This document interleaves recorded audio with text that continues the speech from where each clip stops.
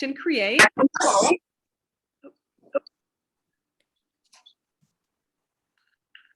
And let's see, I'm just gonna make that other person. Start that recording over again. Welcome to Connect and Create. Welcome to Connect and Create, and I'm Karina Sephora. And this is our, what is this? Is our 59th edition? I believe it's our 59th edition. And so this program has been running for an entire year. And I'm thrilled and honored to have my guest here with me today. And before we get started, Vidya, is there anything that you would like to share to be present here today? Hi, Corina. Thank you for hosting me. And I'm so glad to be here. And thank you all for being here. Awesome. Well, as we get started, I wanted to just let you all know that I have been running this show for a year. And I want to express my thankfulness to the Fulton County Council for the Arts for the generous grant that I received to help fund this show. And it has really been a pleasure and honor to be able to have such wonderful artists from all over the world. And Vidya, did you say that you were calling in from Philadelphia? Yes. Okay, great. So before we get started, Vidya and I know each other through a wonderful group with Allison Stanfield, and she's a real stand for artists having their lives really work and have be business people and artists. And so that's how we were connected. And before I go any further, I'd like to just share your professional bio. So how do I pronounce your last name? I meant to ask you that earlier. It's Shyamsundar. Shyamsundar. See, I've learned it's better to ask than to mispronounce. So we welcome Vidya Shyamsundar, who's a self-taught artist and muralist and an educator whose work focuses on and a meditative geometric art form and landscape art that features elements of both abstraction and realism. And she was born and raised in southern India and now calls the United States her second home. Her debut into the art world was truly a happy accident. She took an art class for a change from her daily routine, and art became her passion. And over the last few years, Vidya shows her work in open studio tours, group art shows, gallery exhibitions, and at her own home studio. And her mural works can be found in yoga studios and public community arts.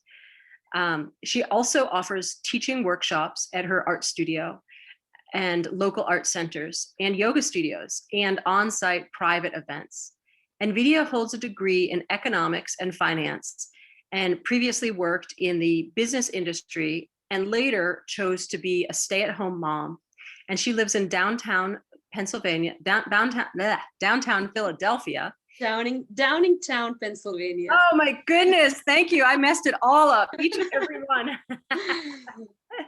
Downingtown. I wish I lived in the downtown. I know, my eyes just wanted it to say downtown. It's Downingtown. Thank you very much. With her husband and her two daughters, ages 15 and 10. And she enjoys organizing and decorating spaces outside of art making. Wonderful. Well, thank you so much for joining us. And I see all of your beautiful artwork behind you. Thank you. And I'll make a correction. We are at episode 54. That's right, 54. So Vidya, I'm really looking forward to seeing your work. And at this time, anything you'd like to say before you? All I want to say, thank you to you, and thank you for inviting the artists to your Connect and Create series. I'm truly honored. Thank you. Wonderful. Well, thank you for being here. Great. So would you like to share your work? Oh, yeah, sure. Yeah, before I start with my presentation, I'm just going to reiterate a few things that Karina shared with us. So I'm Vidya, and I am originally from India, but I have been living in the United States for almost 22 years. So I do call this country my second home. And I live in a city called Downingtown, which is about 30 miles west of Philadelphia. And I work from my home studio in my basement, beautiful finished 10 feet by 16 feet space where I love to come to create every day. You can catch a glimpse of my studio here. I'm right here sitting in my studio. Um, I'm married to a scientist, and we have two adorable daughters of ages 15 and 10. So, and so although I have my Indian roots, living in the United States have made me embrace and appreciate the beauty and integrity of multicultural beliefs and traditions. So, sharing a piece of my culture and heritage through my mandalas brings me joy and also makes me feel closer to my home country, India. Um, okay, so before I, start sharing about the history, the significance, and the meaning behind mandala art, I would like to give you a quick overview of the hometown that I grew up in, the experiences that influenced me in creating mandala art, and the inspiration behind painting my mandalas. And during my presentation, I will also be sharing a few of the traditional mandala images that are drawn on the floor by a couple of artists from my hometown. And so I'm so grateful to them for sharing their work with me. Okay, let's get started. Great.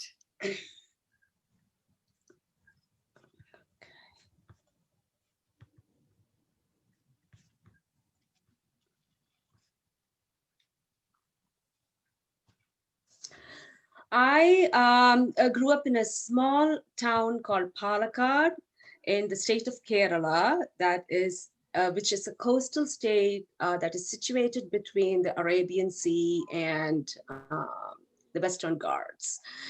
Um, so, I mean, I would, if you ever were to plan a trip to India, I would highly suggest you to visit my home state, Kerala, and I'll tell you why. Kerala is known for its luscious greenery, backwaters, wildlife beauty, spice plantations, and exquisite seafood. And Kerala is also known for its centuries old system of medicine called Ayurveda, which is based on the idea of balance in bodily system that involves diet, herbal treatment, and yogic breathing.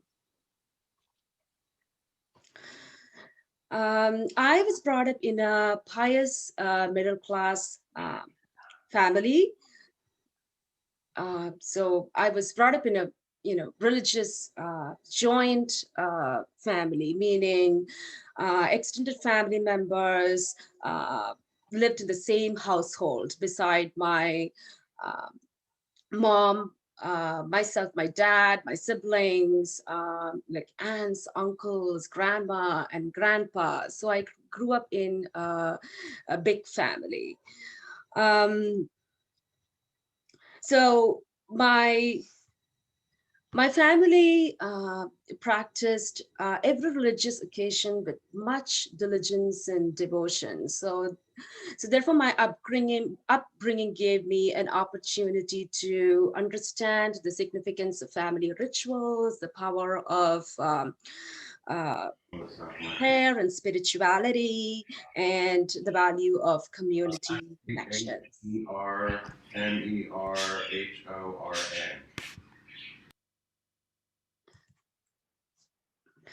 I was brought up in a quaint village named Kalpati in the town of Palakkad, and mandala drawing was part of my community's culture, a sacred meditative art predominantly drawn by women folk.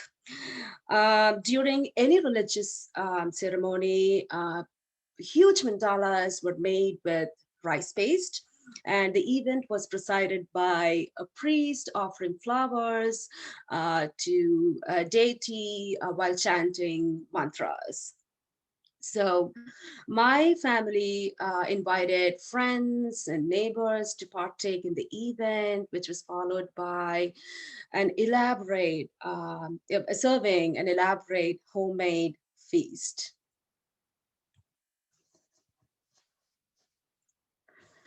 The closest and the only artist I knew when I was a child was my mom. She had an innate talent for drawing. I'm getting emotional here. um, I enjoyed gazing at her fingertips while she was making column while she was making these beautiful mandalas on our porch every morning. So I did not grow up seeing fine art, but I grew up seeing mandala art. And however, when I was a child, I never had the interest in drawing mandalas, but I enjoyed looking at them. So sometimes my grandma sent me to buy fresh milk from the lady who milked the cows in our neighborhood. So as I walked along the street, I used to pay attention to the mandalas at the home entrances that I passed by, and I could tell which house had a lady with an artistic flair. And my mom was certainly one of them. My debut into the art world was truly a happy accident. Um, I would say that I am a late bloomer. I hold a degree in economics and finance and worked in the business industry and chose to be a stay-at-home mom after I had my first child. I signed up to a decoupage class at the nearby art center, uh, just as a distraction from mundane chores. And little did I know, it marked the beginning of my creative journey. I call this my destiny because the instructor was willing to teach, even though I was the only student who signed up to the class. So my creative juices began to flow, and I was having so much fun working with blobs of glue, paper, paint, and made decoupage art on ceramic tiles, wood, glass, metal, and whatnot. The following year, I had the opportunity to show an artwork at the members exhibit at the art center. So I decided to make patterns. Also wanted to try mandala patterns on 4x4 canvases, and I grouped them together as one single piece. And I sold my piece, my artwork at the opening, and that was an incredible feeling. At that moment, I realized that, perhaps the years that I spent admiring my mom making these mandalas subconsciously burrowed into my mind and became a source of my artistic inspiration in my late 30s. So I have been painting since then. And that's basically my little story. Now, Let's talk about mandala. So what is a mandala? The word mandala, meaning circles in Sanskrit, is a centuries old meditative art form practiced by Hindu and Buddhist traditions, a spiritual symbol representing the universe. So, in Indian culture, a mandala is a sign to welcome people into the home, a tribute to harmonious coexistence, and a thought to bring prosperity. And they are made to decorate and beautify home entrances, doorways, temple courtyards, wedding and festive halls. The mandala patterns and motifs are distinctive upon different regions, types of occasions and events, and mandalas can be made with rice paste, dry rice flour, white chalk, colored sand, flower petals, and even with lentils and legumes.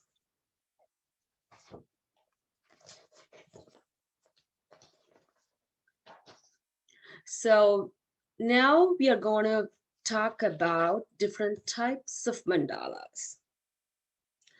This is called Rangoli.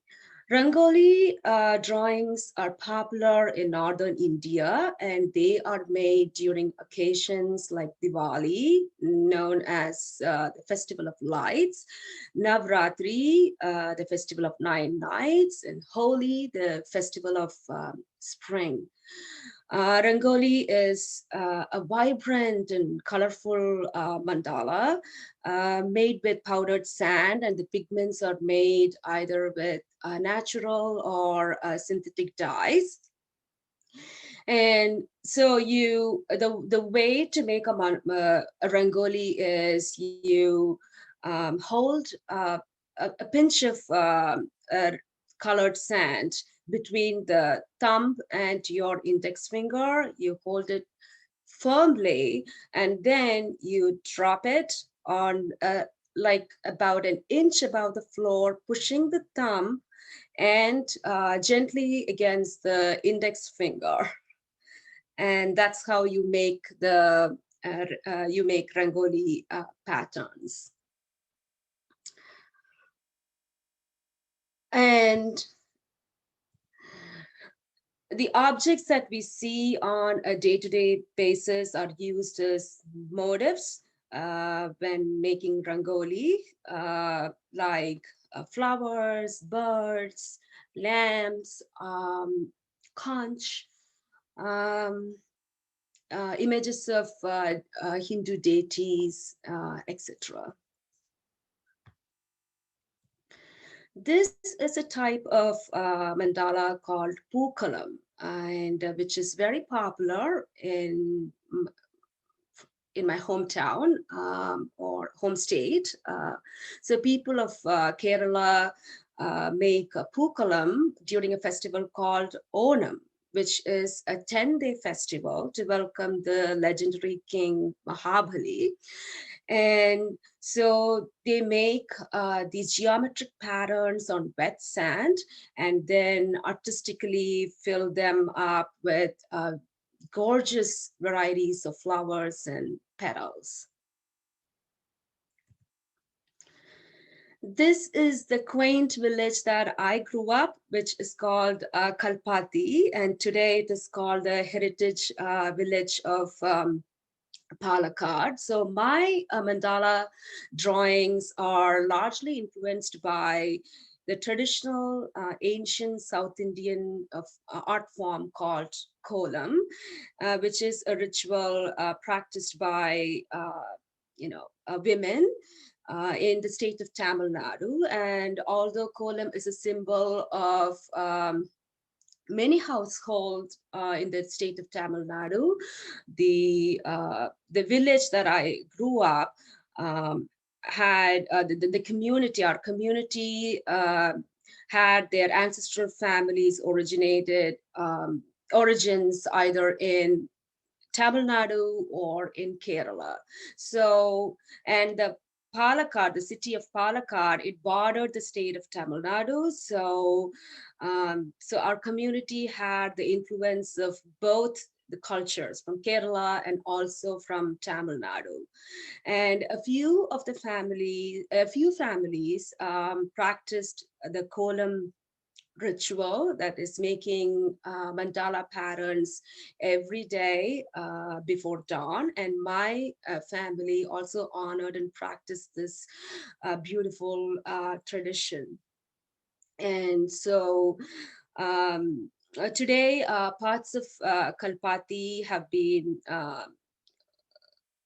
preserved to honor the history and tradition, to educate the tourists when they visit this small village. That's why it's called the heritage village of Kerala. Now, unlike this is this is the mandala that I will be focusing on throughout my presentation, which is called kolam. And a kolam, you see on the slide, is made with dry rice flour. And unlike pukalam and rangoli that we saw just before, um, kolam is a ritual, and because it is made every day before dawn, or sometimes before dusk, to honor the divine forces descending upon earth. So first, the floor is sanitized by sprinkling water, and then it is cleaned either with a broomstick or with a mop, because the wet surface helps column drawing to adhere better, and also the column looks much brighter. And then the geometric patterns are created in a continuous motion using the tips of your fingers.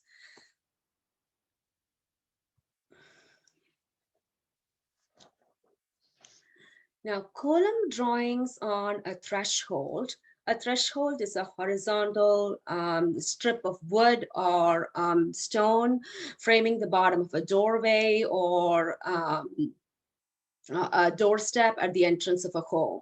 So column drawings on a threshold symbolize a visual bridge that we cross between the physical and the spiritual realms of existence as we enter and exit our homes. So as we traverse the space, we are cleansing our ill will and sending them on their way with renewed spirit and positive energy.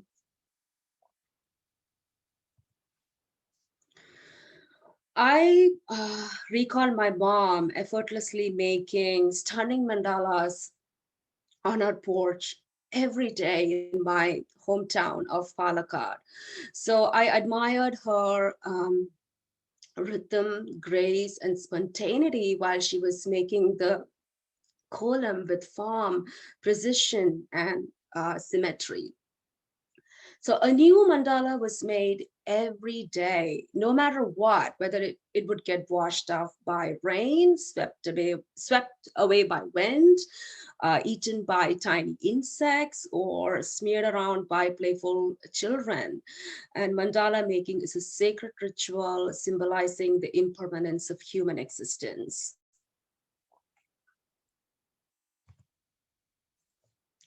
Now, there are different types of kolam. This kolam is called a pulli kolam or a dot mandala. Pulli meaning dots. So a pulli kolam is made with a grid of dots that are encircled, looped, and joined using straight or curved lines. So in the state of Tamil Nadu, a festival called the Spirit of Margari is celebrated every year, which falls in the I think which falls in the month of December and runs through mid-January, where they honor the spirit of Indian classical music, Indian traditional dance, by inviting, several talented artists to perform during this season. And during this time, women get together and make column drawings, and they participate in column contests. And it's a beautiful sight to see on the streets. And this is my attempt of drawing a dot mandala, making a few with, motifs such as flowers. And this type of mandala or kolam is called a knotted or a twisted mandala, which is called a Sikh kolam. And Sikh kolam is made by drawing curved lines around the dots, where one can really say where the design begins and where it ends. So this is my painting based on the Sikh kolam concept. And both Sikh kolam, and that is the knotted mandala, and the dot mandala are made with dry rice flour, and they are the ones you would see on a daily basis. This type of mandala is called padi kolam. Padi meaning step, and it's or a line mandala. So a padi kolam is made with horizontal and vertical lines forming a square in the center, which are further extended with lines intersecting with each other, and motifs such as lotus and paisleys are used um, uh, to enhance the beauty of the line mandala.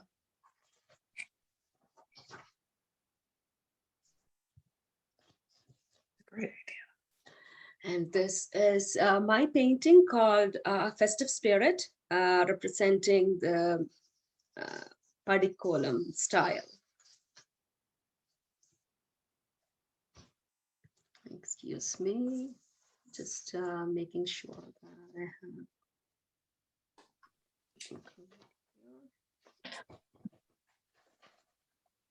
Your work is really wonderful, and thank you for sharing so much of the history of where you have come from and your family, your mother, especially your mother's tradition in creating this work. And I can see that it's a very you have you're carrying on the roots and traditions, but with your own kind of contemporary flair, is what I would say. Right. Yeah, with my own kind of unique style that I want to bring in. Yeah. I love that bit about the doorway that you shared at the beginning of the slides Yeah. as well. That was very Yeah. interesting. I Yeah. was in Bali in Indonesia years Mm-hmm. ago, and I got to see the ones all made out of the flower petals. Right. Yeah.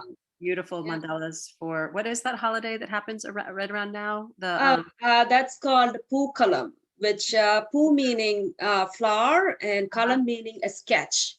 Ah, So that falls in the month of August and September oh, in, okay. in in Kerala. Yeah. Okay. Okay. Oh, this is something that I would like to share. My cousin shared this beautiful drawings from a temple. So just wanted to include that. And, okay, now Padiko, let me just go back to the slide again. A padikolam or a line mandala is made with wet rice flour, always. So a handful of rice is soaked in water overnight and then ground to a paste. And then the fluid consistency is adjusted by adding drops of water. And then you dip a small piece of cloth into the liquid rice paste. And then you place it between your three fingers, that is at the tip of your three fingers, which is the thumb, the index finger, and the middle finger. And then you press it gently so that the white flour, pours through the tip of your fingers. And the challenge is to ensure that the flour spreads evenly on the surface in a continuous hand motion, and so that the shapes are more smoother and neat looking. So they are very even. And the wet rice paste mandala stays for many days, and the gigantic paddy columns or the line mandalas are made during auspicious events such as weddings and community events and temple festivities. And these are, I believe these are made with paint, and you can see these different kinds of motifs that are embedded in these mandalas. A column can be turned into a group activity where a group of women, they get together and make one gigantic knotted mandala with dot mandalas with made with grids, and where they make these patterns with intertwining loops and curves around the dots, which actually require an intrinsic mathematical aptitude, because in order to be able to make a perfect design, the women need to keep count of the vertices, the number of curves, and the points at which these lines and curves intersect. And it is really a joy to see these women coming together, making these complex patterns, using the tips of their fingers with the rice flour or the rice paste with great dexterity, speed, and precision.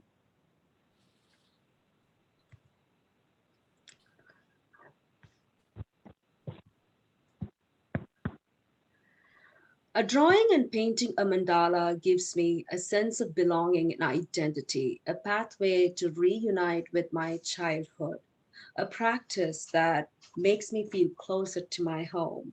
I pick up my paintbrush to make colorful, intricate, and symmetrical mandala patterns with lines, loops, and curves working organically from the center outwards. I am focused. I feel a sense of calm and clarity. I capture glimpses of my childhood while I'm engrossed in making mandala patterns. I can see reflections of vibrant color. I can smell the sweet fragrance of jasmine. I can feel the power of chanting mantras. I can hear the noise of people chattering and children giggling in the background. And I can taste the aromatic Indian delicacies, a sign of celebration, unity, and harmony. I resume my painting with silence, reminiscing about my childhood joy.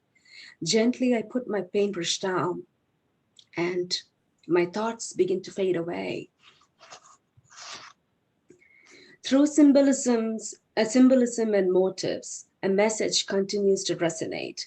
Nothing in life is permanent. We learn to move forward in our lives, chasing our dreams and holding on to the power of faith. I pick up my paintbrush and continue to paint to reunite.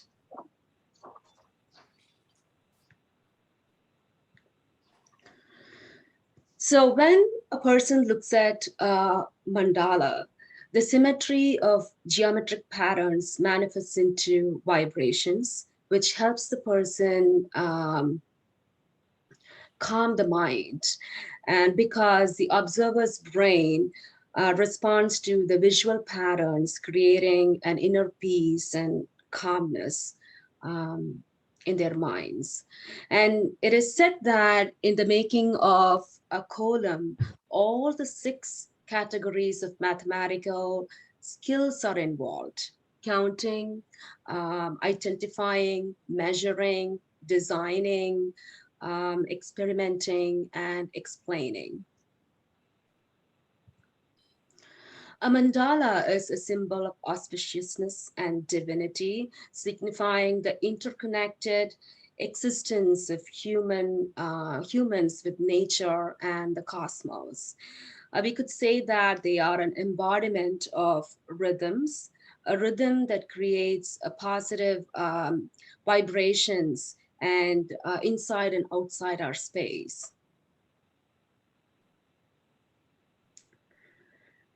A mandala symbolizes the coexistence of continuity and change. The symmetrical geometric patterns on a mandala represents or signifies continuity.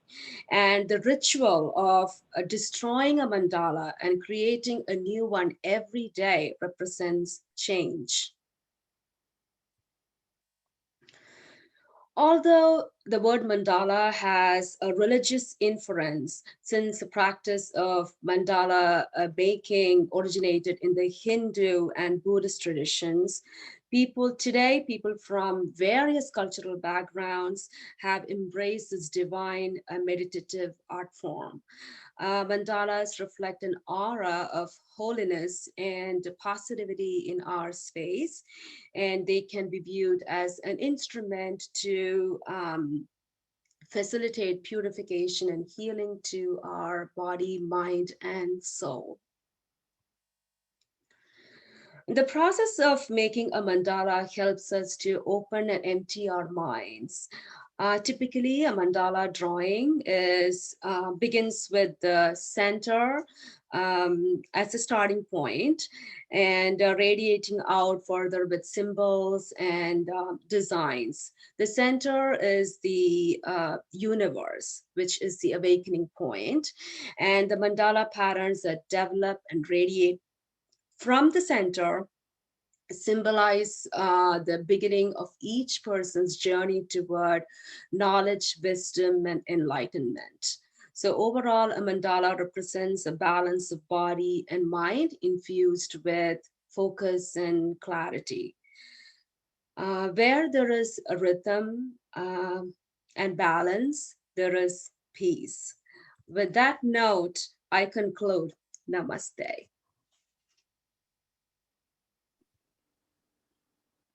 Beautiful, Vidya. Thank you.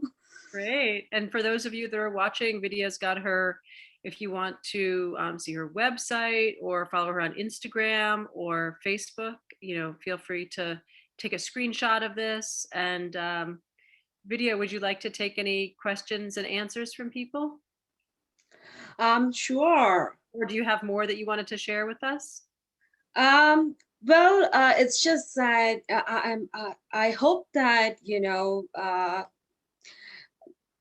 you got an opportunity, or the viewers got an opportunity to learn a little bit about mandala art. I'm actually working on a mandala art project. Which is I am working on this 48-inch by 48-inch mandala, and I had this idea of making it like a story telling project. So while it's still in the process, I'm still in the process of making it, but I am also throwing in some demos, and I also share my stories when I draw the patterns. So if anybody is interested in checking out, um, a bit more details about, how what my process is and what my inspirations are, they can go to my website and look at the mandala art project page, and it is still in the working process because the project is not done yet. So Right. there will be more demos, and probably they would get a better picture about mandala art. Great. Wonderful. Thank you for sharing. Do Thank you you. want to stop screen sharing or do you have more? Yeah, I can stop. Yes. Good. Well, let's see. We have a number of comments in the chat. And if you have a question that you want, you can raise your Zoom hand and then we can call on you. But the comments that we have so far, we have from Elizabeth. Thank you so much, Vidya, illuminating. And from Jan, we have beautiful Vidya. Thank and Sneha Aditya. you. Hi, Vidya. And the presentation was very insightful. And Indu, lovely Vidya. And Sandra, so beautiful. So if there's anyone in our Zoom room that has any questions, this is a really great time to ask. And for myself, my gosh, it was just so wonderful to get to see all of those different type of mandalas. And I mentioned that in Bali, I got to see some of the ones with the flowers that were just so impressive. And I've seen Were the, they similar looking, or were they different? was it what? Similar? I mean, the flowers were different. I don't know how they got Yeah. turquoise, but there was something that was kind of turquoise in it and a lot of magenta. Mhm. And Yeah, it also depends on the region, what you yeah, find. yeah, yeah. And plus it was Bali, not India. So I'm sure there's, it's, a lot of differences, but it was the only one that I've ever seen up live in person.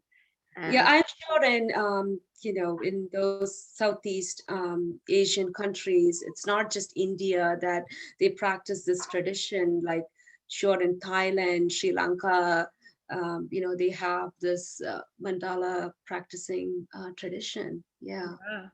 And I love that you have them in the yoga studios too. That must be such a wonderful thing to be in a yoga studio. I practice yoga myself and did yoga teacher training even, but to have those beautiful mandalas in the studio must really bring a wonderful energy to the space. Yeah, it was such a beautiful opportunity to paint Mhm. a 6 foot by 6 foot mandala in a yoga studio. And that was actually my first large mandala painting. I think right before that, the largest one that I had painted was like 2 feet by 2 feet. So from 2 feet to 6 feet. It was like a big jump for me, but I Right. made it through, and my clients just, love it. Yeah. That's really wonderful. Anything else you want to say about the project that you said you have on your website? And again, if there's anyone that has any questions, please feel free to, raise your Zoom hand, or we do have kind of a small group. You could probably come off mute as well. But anything else, Vidya, that you want to say about the project that you mentioned towards the end? No, I just want to say thank you to every single one who commented, and also, who were watching my presentation. I really appreciate your time, and yeah, it's always good to share about your culture and heritage. There is always some hidden beauty in it, and yeah, that's basically it. Mm, wonderful. And yeah, if anyone has any questions, I would love to answer them. Let's see. There's some comments about Bali in the chat, and about being Hindu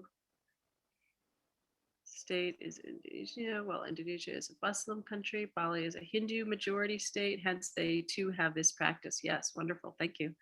And mandala and yoga secrets is absolutely beautiful. Oh, someone who's seen it up close and personal, I believe. So, yoga secrets, huh? And then what else do we have from Betsy? I imagine these mandalas take a lot of time. Oh yeah, they do, and it's like an art therapy. Um, so I don't meditate, but my form of meditation is when I paint mandalas. It's very meditative, and I just focus, and just takes me, I get to travel wherever I want to, but I'm still focusing on these drawings, because when you make a pattern, you have to follow the same pattern around the circle. So yeah, so Mm-hmm. I love painting them. Wonderful. It Yeah. it takes a long time, Yeah. because my style is very intricate. So yeah, I do like to pay attention to the details. Mm-hmm. Mm-hmm. Wonderful. Let's see. And then we have one final comment. It's sort of a suggestion. It says maybe Vidya could consider making art installations as well based on mandalas. Wow, that would be awesome. Would you do that with objects? It's always beautiful to take on a challenge, so something to do something out of your comfort zone. I see that as a great learning curve. Yeah. Wonderful. Wonderful. Well, in our last moments, what would you like to leave our audiences with, both on Facebook Live and here in our Zoom room? Any final words from you, Vidya? Well, I concluded with a message that where there is rhythm and balance, there is peace. So I think when we look at our day-to-day lives, we have, a list that we always try to get to. And there is a rhythm that we want to follow through so that we are able to, and we do that by prioritizing our tasks so that we feel that, okay, when we get to this at the end of the day, yeah, it's a big sigh, you feel at peace. So, but that's not how our life works, right? So, changes happen, our priorities change. So, we may want to follow our life in a certain way, but things happen, and so all I would like to say is that I think things do happen, but we should not lose our rhythm, and we should try to find a way to put things back together and just keep moving, just like how a mandala gets destroyed every day and a new one is made every day. Um, so it's all about continuity and keeping up with the change to Beautiful. find that balance that we think how we define our balance Yes. to attain peace. Yes. Wonderful. Thank you so much for Thank being you. here. Yes. And thank you, everyone. We had a wonderful crowd today. Thank you all for being here. And please come back again next week. We have another wonderful speaker, and will be episode 55. Thank you so much. Thank you all. I thank each and every one of you. And thank you so much, Karina, for the opportunity. You're welcome. Thank you for being here and sharing such beautiful artwork. Thank you. Well, until next week, thank you all for being here. Bye-bye. Bye.